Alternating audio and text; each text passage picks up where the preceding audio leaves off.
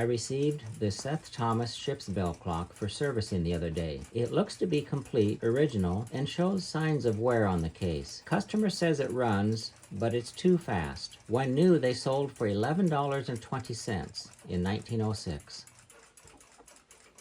Part of the original label is still intact on the back. The plywood is delaminating in areas. The glue, most likely not water resistant, is failing and needs some attention.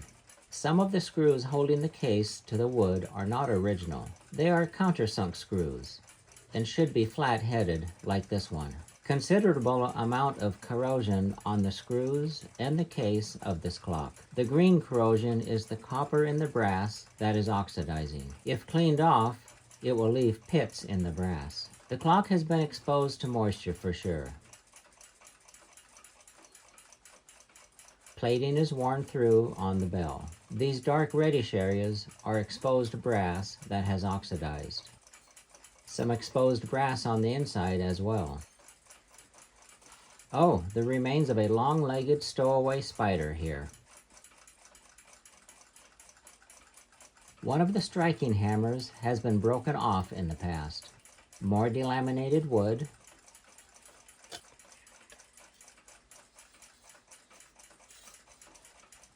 The reflector ring is broke loose from the bezel, leaving the glass loose. Here on the bezel you can see where it was originally soldered in 4 locations. Looking at the reflector, it appears as if the solder has been cleaned off in the past. The plating is worn off here where the glass fits up to it. I'll resolder this later. The movement is held in with 3 screws.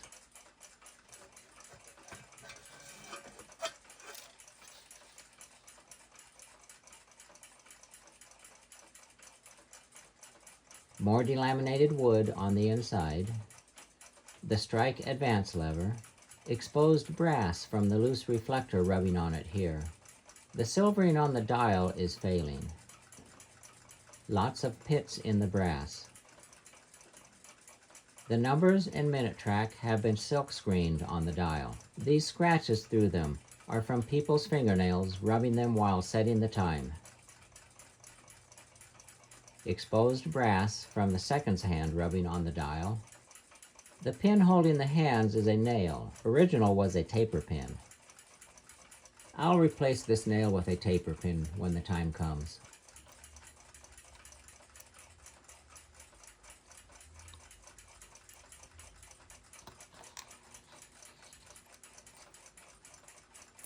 The second hand is stuck on quite hard, so I'll use shims to slowly pull it straight off the arbor.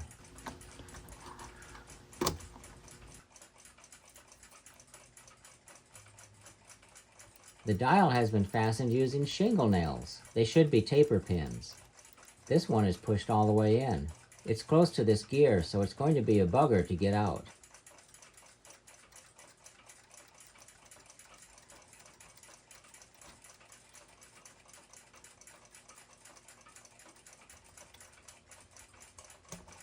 The mechanism for advancing the strike.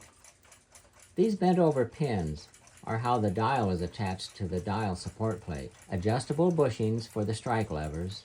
Some green corrosion from some type of acetic contamination on the plate here. Fingerprint damage from a previous person. More fingerprint damage on this hour wheel. Fingerprint damage on the center wheel. This thick oil indicates it's been many years since it's been serviced. More corrosion damage through the gold plating.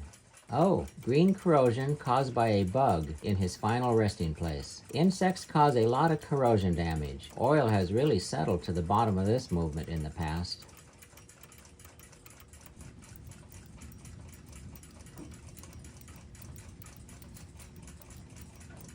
It's running, but with real poor motion.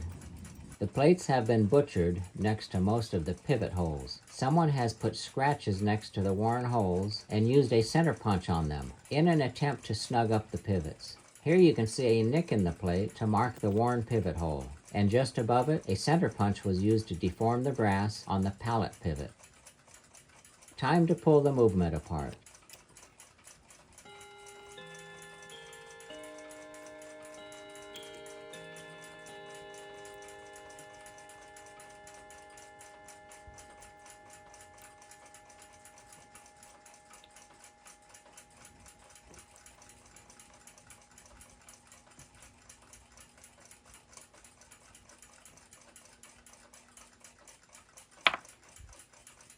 Balance and spring look to be in excellent shape.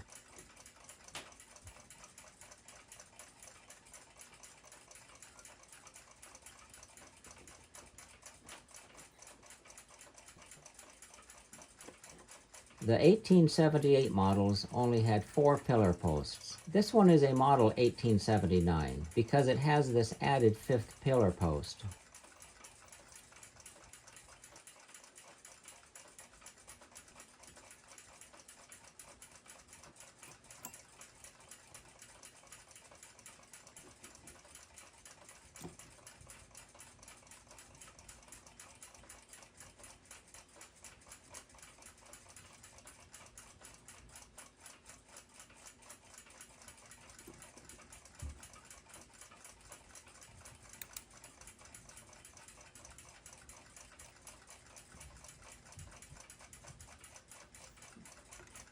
More center punch marks. Looks like the minute wheel post was replaced at one time.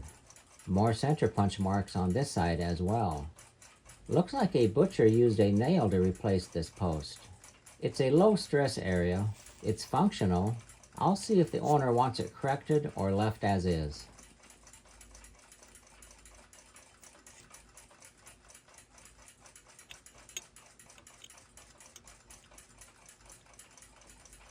I've cleaned the movement.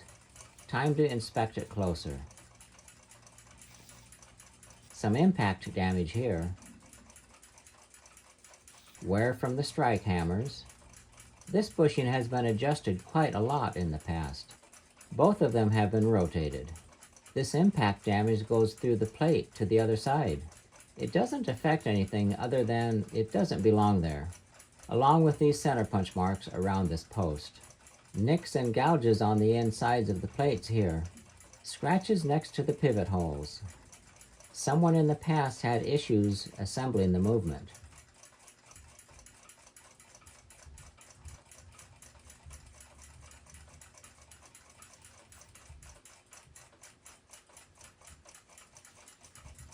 The center punched pivot hole.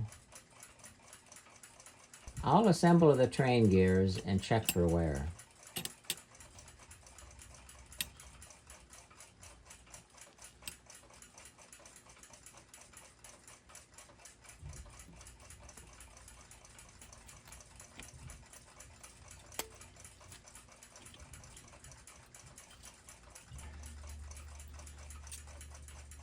I marked the worn pivot holes with tape. It's a non-destructive way to mark for wear. In my opinion, much better than deliberately scratching through the gold plating. The tape can simply be removed without leaving a trace when done.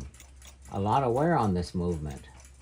The tape indicates the direction of wear. The hole will be pulled to the opposite side of the worn side to get the bushing centered correctly. It can be pulled by filing or using the reamer. Both work okay. When pulling a hole to center using a reamer, it's done the same way as using a file. Cut on the opposite side of the worn area until the hole is centered in the oil sink. Then complete full cuts to clean the hole to final size. Ream to size and centered in one operation, ready for a bushing.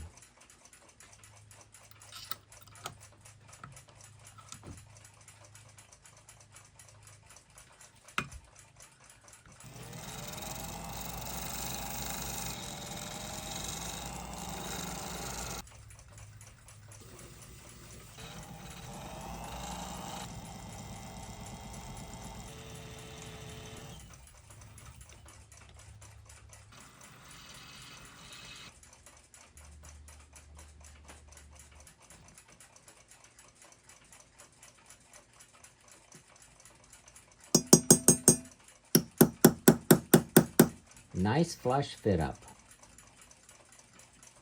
Broach both sides to fit the pivot. Looking good. To create the oil sink, I'll use this contoured punch. It'll create a nice looking oil sink and work harden the bushing at the same time. Looks good. Now to use these chamfer cutters for the inside of the bushings. A slight chamfer will prevent any interference fit up with the pivot and arbor shoulder, and also create an extra area to hold oil. Should work good.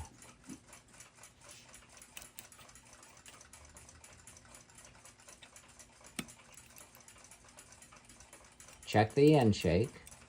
Seems to rotate nice and freely. Oh, run out on the arbor is off. I see this from time to time. The pivot isn't bent. It's a common factory defect that surfaces every so often. I'll inspect the attached wheel to see if it's affected. Escape wheel is running nice and true. It's not affecting the fit, form, or function of the wheel. Not going to gain anything by fabricating a new arbor. Time to focus on this missing strike hammer. Wires are tangled with each other.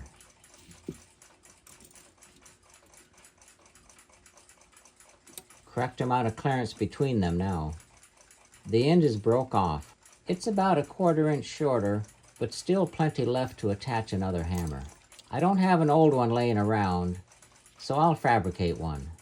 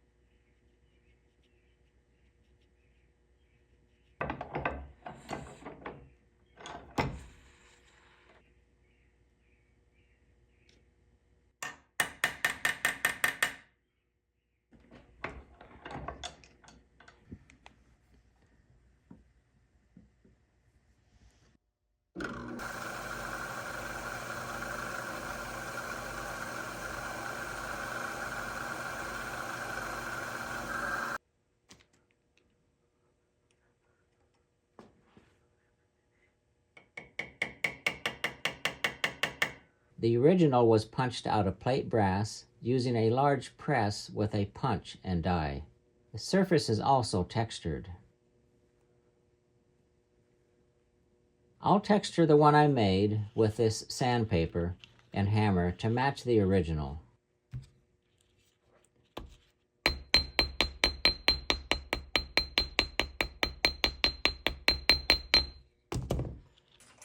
Not identical, but to the eye, it looks real close for what it is.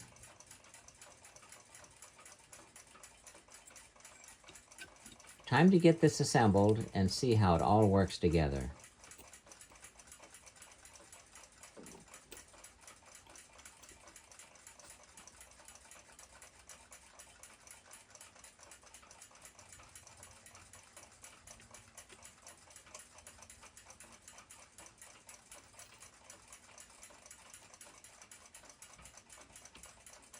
Oil it up.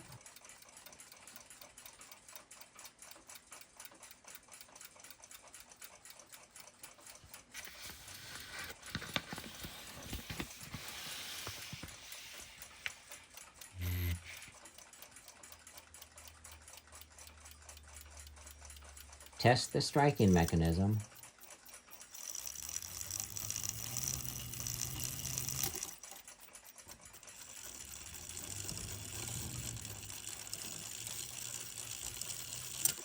Running nice and strong.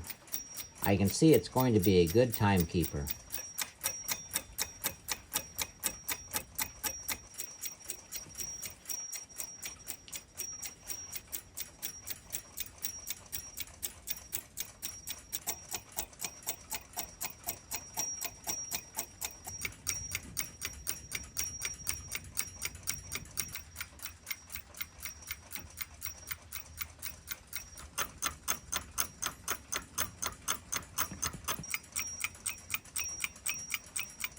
Excellent aptitude.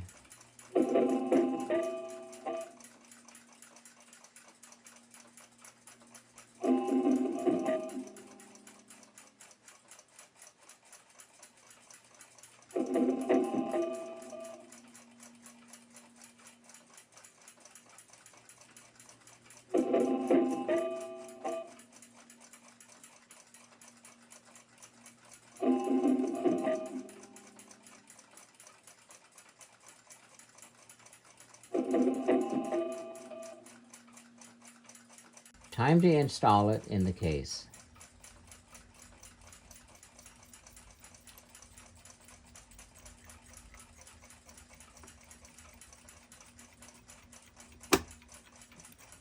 Replace these shingle nails with taper pins.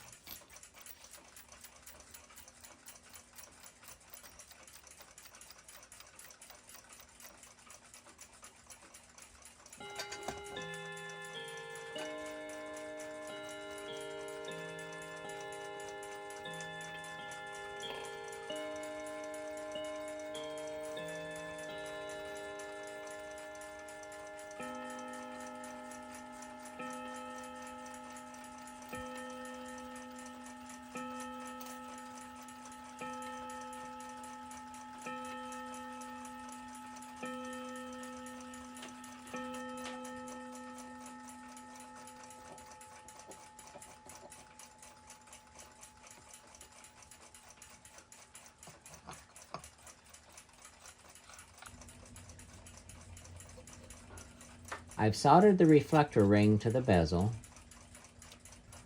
Nice and snug now.